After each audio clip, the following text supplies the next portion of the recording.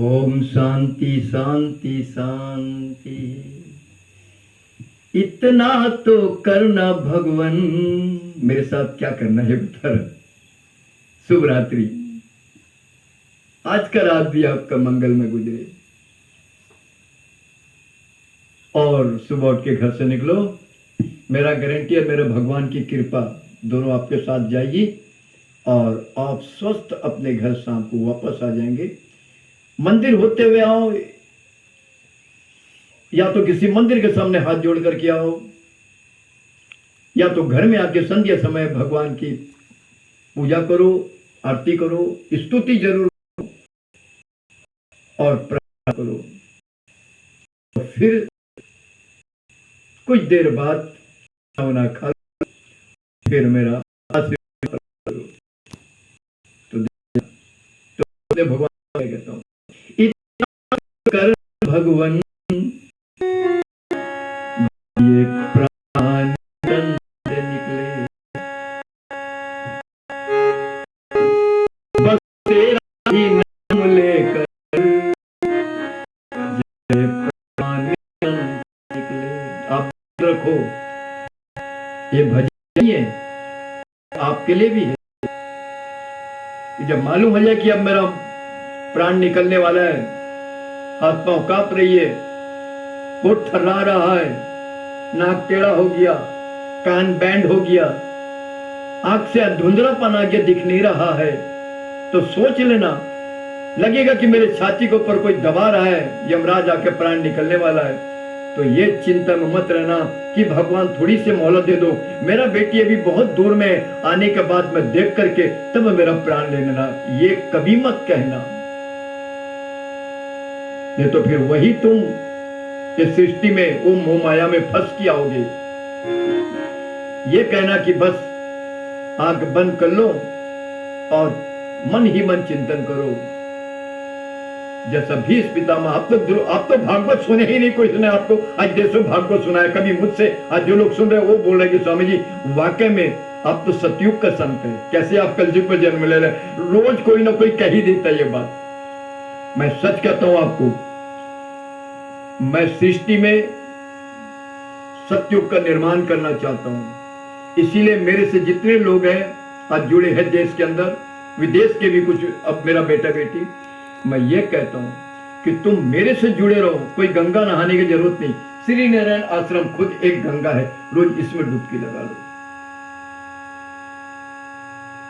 और दया प्रेम में सेवा में अथाह सागर हूं मैं, कभी मेरे पास भंडार कम नहीं होती है। तो प्रेमी सज्जनों, ये याद रखो, जो लोग ये चिंतन करते हैं कि भीष्म पितामह अभी जब शुरू होगा 2025 में, फिर फरवरी से राजस्थान में भागवत साप्ताहिक लोग को सुनने मिलेगा। असल भागवत क्या है? हमने तो भागवत सुने नहीं, 3 घंटा बस रोज शाम को होता है, नाच गाना गाना बजाना, ये नहीं है। ये भागवत प्रवचन है। भागवत कथा करते एक अध्याय का एक अंश भी आपके कानों से छूटे ना, पूरा 12 स्कंद खत्म हो जाए सुनते सुनते 7 दिन के अंदर। इसे भागवत पुराण, भागवत कथा, भागवत ज्ञान लिया। तो भागवत में भीष्म पितामह 56 दिन, कितना दिन याद रखो, 56 डेज बांध के सैया में सोया, अब प्राण निकलना बेचारे का। तो कृष्ण आकर के कहां बैठा? 5 पांडव तो अगल बगल बैठ गए, कृष्ण उनके चरणों में बैठ गया। इसका बहुत बड़ा कारण है, मैं जरूर आपको कभी सुनाऊंगा और ये व्हाट्सएप के जरिए ही सुनाऊंगा। जरूर प्रतीक्षा करना कि भगवान होते हुए भीष्म पितामह के चरणों में क्यों बैठ गया। तो आज देश में लोग कहते हैं ना, भागवत सुनना तो स्वामी श्री नारायण से सुनो, पैसा भी नहीं लगेगा, पैसा भी नहीं लगेगा। आप 1 कदम बढ़ाएंगे, मैं 10 कदम बढ़ाऊंगा, जिसका किसी कोने में मुझको इनवाइट करिए। तो प्रेमी सज्जनों, इसका बहुत बड़ा कारण है कि भगवान ने क्यों भीष्म पितामह के चरणों में बैठ गया, जबकि बेचारा 56 दिन बांध के सैया में सोया है, आज उसको प्राण त्यागना है। 5 पांडव को बुलाया, द्रौपदी भी आई और कृष्ण चरणों में बैठ गया। बहुत बड़ा कारण है। इतना तो करना भगवान, जब ये प्राण तन से निकले, बस तेरा ही नाम लेकर, जब ये प्राण तन से निकले। चाहे गंगा जी का घट हो, यमुना का वही सिवट हो, चाहे गंगा जी का घट हो, यमुना का वही सिवट हो, और ये मेरा भगवान विष्णु मेरे निकट हो, जब ये प्राण तन से निकले। इतना तो करना भगवान, जब ये प्राण तन से निकले।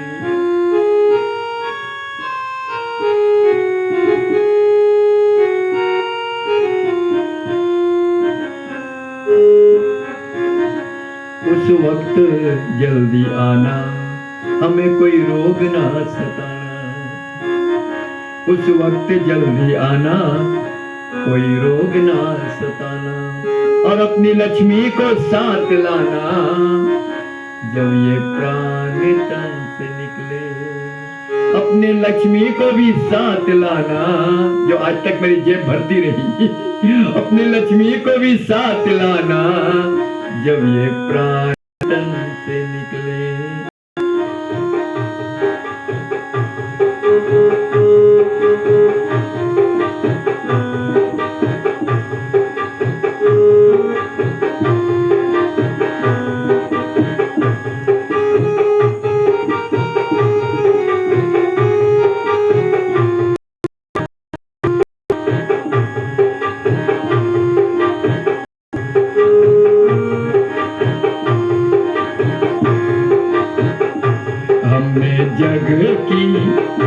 हमने जग किया जब तस्वीर देखी, एक हंसता है और 10 रोते हैं।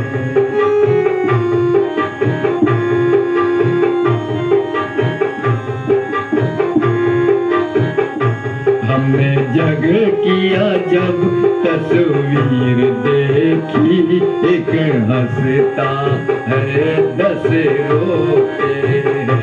ये प्रभु की अद्भुत, ये प्रभु की अद्भुत जागीर देखी, एक हंसता है और 10 रोते हैं।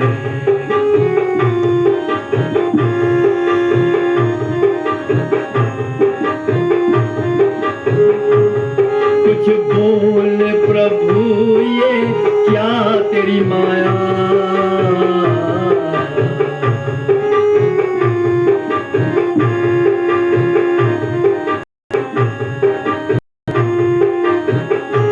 कुछ बोल प्रभु ये क्या माया, तेरा खेल समझ में ना आया, तेरा खेल समझ में ना आया। हमने गिने गिने भर, हमने गिने गिने भर तकदीर देखी, एक हंसता है 10 रोते हैं।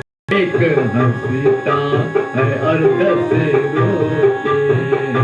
ये प्रभु की अद्भुत, ये प्रभु की अद्भुत जागीर देखी, एक हंसता है 10 रोते हैं।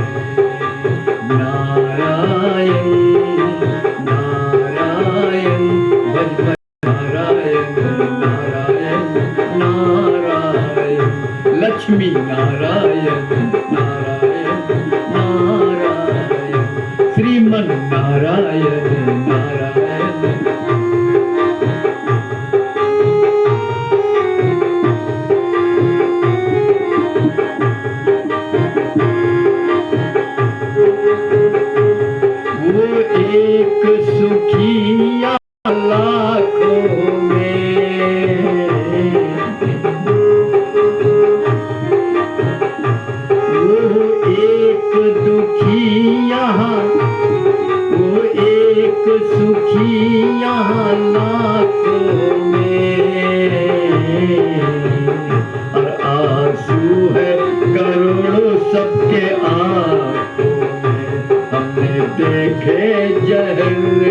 को तीर देखी एक हंसता है 10 रोते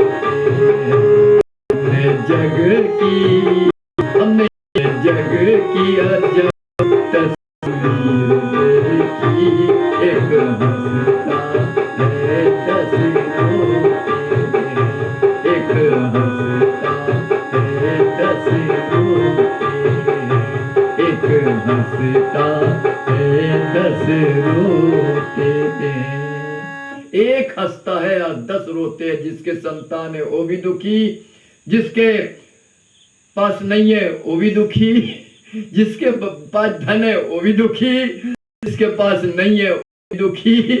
तो सुखों ने एक संत जो चिंतन भगवान का लगे रहता है वो ही सुखी है। तो प्रेमी सज्जनों, भीष्म पितामह 56 दिन बाण की सैया में सोया रहा।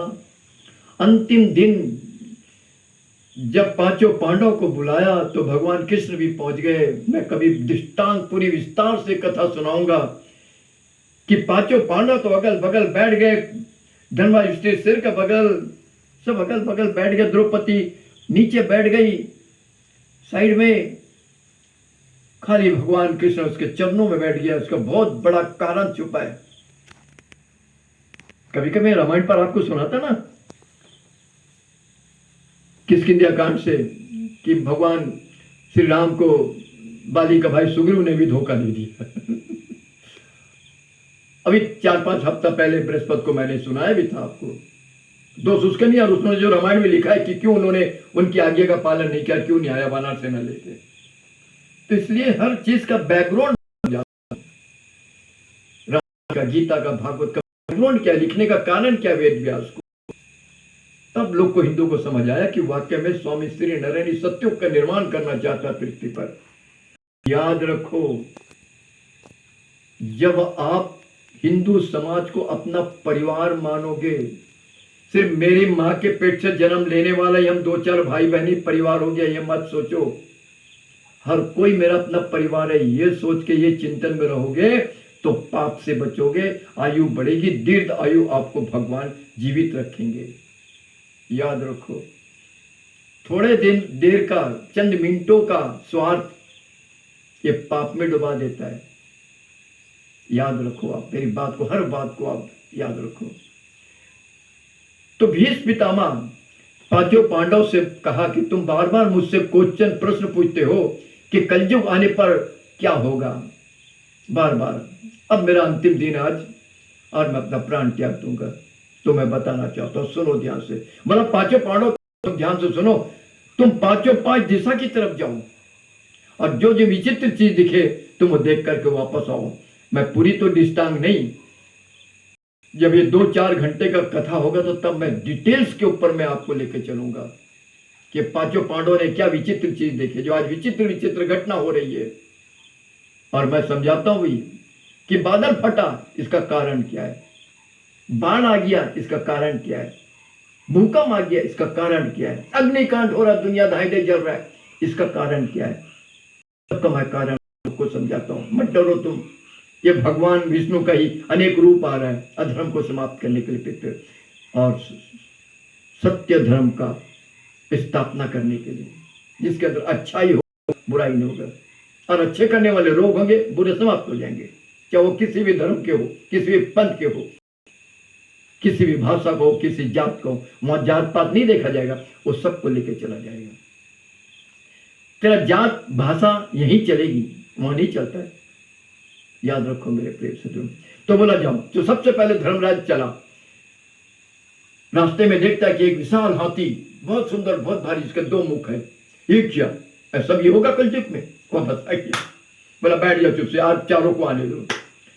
कुछ दूर जाके भीष्म देखता है, भीम देखता है कि एक समतल भूमि, बराबर लेवल, पहाड़ कुछ नहीं, समतल भूमि में 3 कुआं, ये 2 कुएं में पानी है, बीच वाला खाली है। बोला ये कैसा है, ये 2 में पानी है, खाली क्यों है, वो भी समतल भूमि में, ये भी विचित्र है। वापस आया, बोला बैठ जा। तीसरा भाई अर्जुन देखता है एक विशाल पक्षी, सुंदर पक्षी, जिसकी आंखों में सोने की तरह, जिसके सारे वेद मंत्र है, मगर मुंह में बड़ा मांस का टुकड़ा लेकर उड़े जा रही है।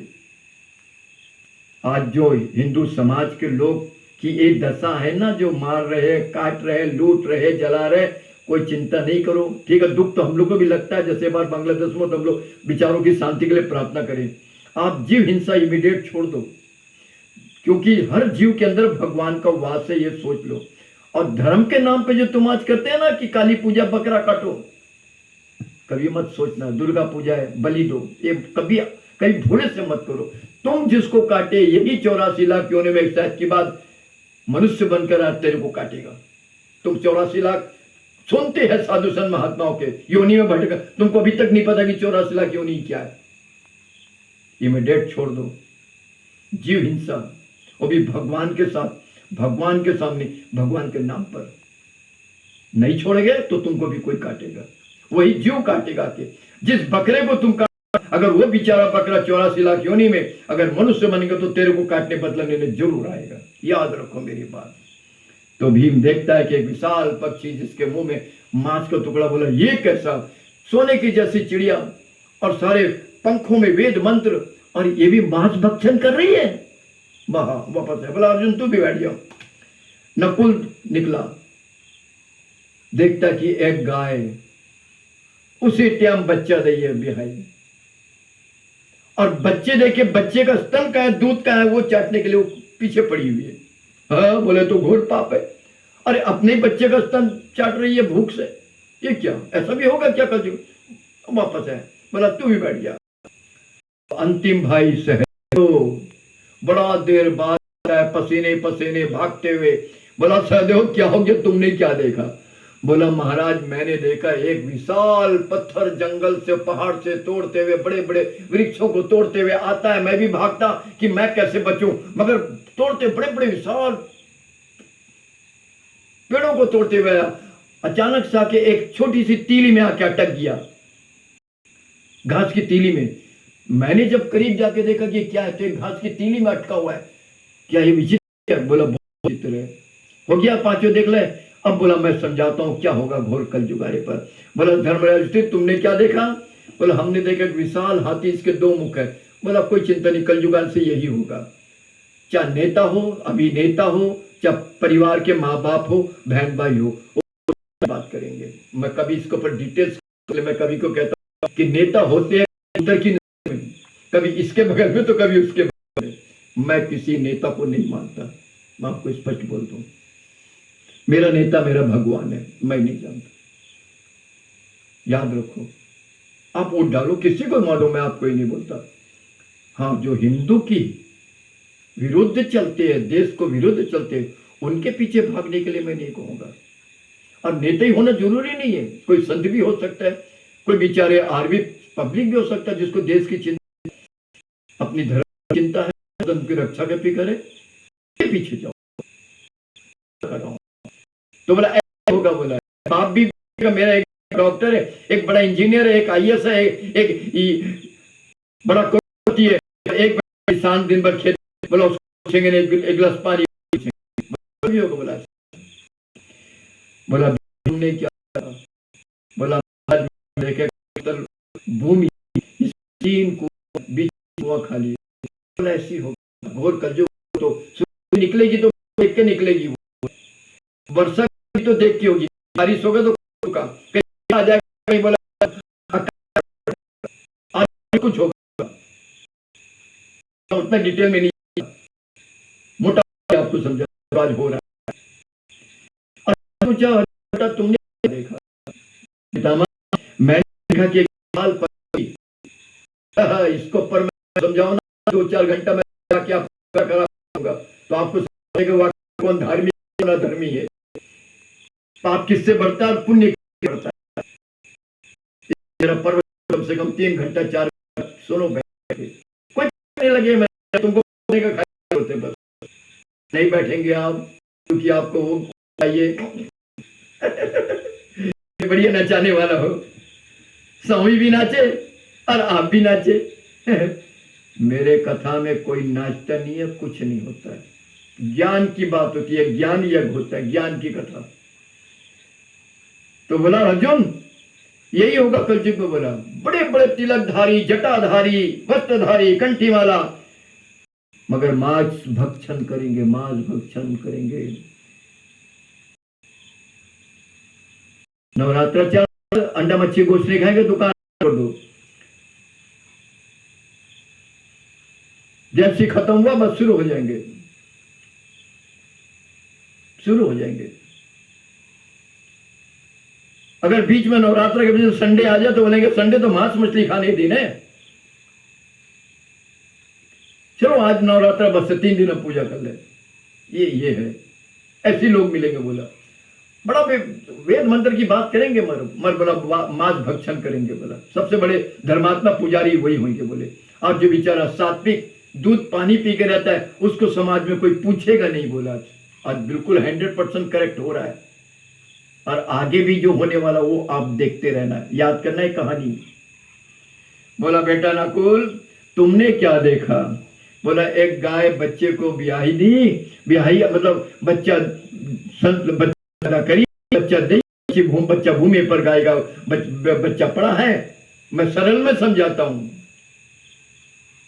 और गाय उसका माँ उसकी स्तन चाट रही। बोला ये भी होगा, बेटी जवान हो जाएगी, पड़े रहेगी, और वो बेचारी का कमाती है तो माँ बाप भी सोचेंगे थोड़ा कुछ दिन। ये केस यहाँ हमारे अंडमान में हुआ, एक बेटी का मैंने शादी कराने के लिए अच्छा घराना का लड़का, अच्छा घराने का लड़का, वो भी पुलिस में नौकरी, सब कुछ हो गया। बेटी गरीब है बेचारे, घर में बेटी पड़ी है, हम लोग हमेशा जाते उसके घर में। तो मैंने फोन करके बोला दीदी एक लड़का का खबर आया, बेटी को एक बेटी को करा दो। अच्छा बात है। तो बोलती है स्वामी जी लड़का तो अच्छा है, अच्छा पुलिस में नौकरी करता है, और कुछ दिन बाद महीना 2 महीना में वह सच्चो बन जाएगा थाना में, मेरा वो परिवार से बहुत अच्छा लिंक कर। वो बोले तो स्वामी जी आप जिस लड़की को बताएंगे भरोसेमंद लड़की आपको मिलेगी, मैं उसी से मेरा बेटा शादी कराऊंगा।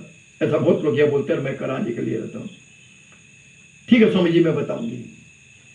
2-4 दिन बाद फोन करती है स्वामी जी मेरा घर टूटा पड़ा है, वो बनाने के लिए थोड़ा पैसा चाहिए, बेटी अभी नौकरी लगा है, अगली साल हम देखेंगे उनका शादी कराएंगे। अभी 2 महीना पहले बेटा का शादी हो गया, मगर उनका बेटी अभी भी नौकरी करती है और पैसा लाके घर में देती, घर बनेगा। तो क्या कहानी गलत लिखा, विश्रुता में गलत बोला?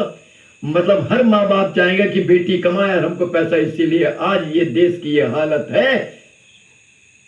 अपने बच्चों का भविष्य को बहुत कम लोग सोचते, सब नहीं ऐसे, बहुत कम लोग कहां से कमाई मिले। मैं कहता हूं सोच सोच कर इस दुनिया में हम भी हो गए हैं हैरान कि पैसा पैसा है भगवान। आज हिंदू समाज की वही हालत है, खाली चंदा खाली चंदा खाली चंदा, किसी को पूछते नहीं है, खाली चंदा, रामनवमी चंदा, दुर्गा पूजा चंदा, गणेश पूजा चंदा, जन्माष्टमी चंदा, ये पूजा वो पूजा, खाली चंदा चंदा चंदा चंदा चंदा। लोग तंग आकर के दे के बेचारे इसको घर में खाना खाने को नहीं है, वो दूसरे धर्म में जा रहे हैं। इसी का नाम है धर्म परिवर्तन, धर्म परिवर्तन। बोला बेटा सहदेव तुमने क्या देखा? बोला महाराज मैंने देखा कि एक विशाल पक्षी बड़े बड़े पेड़ों को तोड़ते हुए आती है, और नीचे घास के तीली। बोला यही होगा, बड़े बड़े ज्ञानी संत महात्मा महामंडलेश्वर भी बोला कोई कोने में बैठेंगे, और बोला साधारण गृहस्थ वाले आकर के बोला सनातन धर्म की रक्षा करेंगे, याद रखो इन्हीं से रक्षा होगी। बोला तो ये है कहानी, आज हो रही है, सब कुछ हो रही है। भगवान आपको अच्छा रखे। हमारे व्हाट्सएप से आप जुड़े रहिए, श्रीनयन आश्रम से जुड़े रहिए। आप जब एक पग बढ़ाएंगे मैं आपके पास 10 पग बढ़ा के, मेरी बहन बुला रही है, मेरा बेटा बुला रहा है, मेरी बेटी बुला रही, मेरी माँ बुला रही है। मैं ये नहीं कभी सोचता आज तक देश के अंदर कि मैं संत हूँ, कथा व्यास हूँ, मैं आपको कथा सुनाने तो मैं आता हूँ। आज राजस्थान, मुंबई, दिल्ली, तो मेरे अपने बहन भाई, माँ, बेटा, बेटी से मिलने देखने आता हूं कि क्या ये अच्छे हैं, धर्म में अभी भी लीन है कि धर्म का पद से अलग हट गया। बस याद दिलाने के लिए मैं भ्रमण करता हूं। मेरा आशीर्वाद सदा रहेगा, कोई संकट नहीं आएगी, यमराज आने से घबराएगा। आप अपने धर्म में अटल रहिए। मेरे विधि विधान जो संध्या हो गई, शाम को भगवान की पूजा करिए, स्तुति जरूर गाइए, और प्रार्थना करके 3 बार पृथ्वी को डेली प्रणाम करिए। प्रणाम 3 बार जरूर अपना ठिकाना पृथ्वी पर। देखना बड़ी से बड़ी संकट हिंदुओं की कैसे टलती है। ओम शांति शांति शांति। हरिओम श्री गुरुदेव नमः। हरिओम।